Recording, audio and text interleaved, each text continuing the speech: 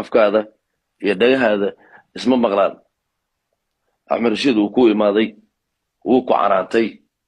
meesha dhilla calasay buu tegey anaa maqlaayay wuxuu dhahay gabadhaasuu dhahay waa gabar ogaadeene waa in adeertay buu dhahay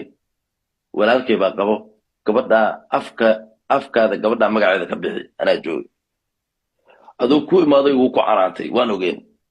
yes baan dhahna walaalkay axmed rashiid waa walaalkii aniga iga weyn weligiis kuma caayin wuu kuu hiiliyaa laakiin dadka hadalka ee dhahana u raacda waa ku arkay axmed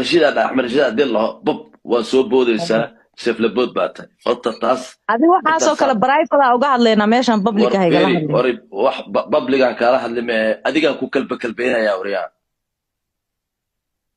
waad fudud tahay